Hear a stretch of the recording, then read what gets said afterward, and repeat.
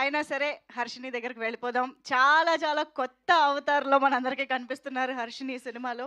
అందరికి నమస్కారం అండి. ముఖ్యంగా మీడియాకి. ఈ కైండ్ ఆఫ్ జర్నర్ సినిమాలు చాలా అరుదుగా వస్తాయి. తీసుకోవడానికి కూడా చాలామంది టేకప్ చేయడానికి కూడా ఆలోచిస్తూ ఉంటారు. బట్ శ్రీకర్ ఆ స్టెప్ తీసుకున్నారు. దాన్ని నమ్మి ధీరజ్ గారు ఇంత ఇంత మంచి మూవీని ప్రొడ్యూస్ చేశారు. And there is dangerous talent అండి. బంచ్ ఆఫ్ డైరెక్టర్స్ వీళ్ళందరినీ చూస్తుంటేనే భయం వేస్తుంది. How they crack film I don't know.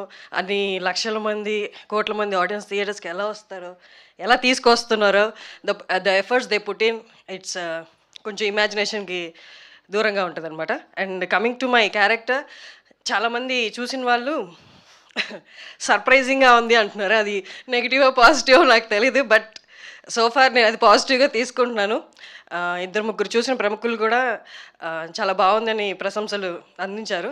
I hope చూసిన తర్వాత మీ అందరు కూడా సేమ్ అలాంటి ఆ తరహాలోనే ప్రశంసలు అందిస్తారని మనస్ఫూర్తిగా కోరుకుంటున్నాను.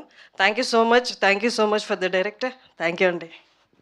It's definitely positive Harshini. అంత ట్రాన్స్ఫార్మ్ అవ్వడం అంత ఈజీ కాదు.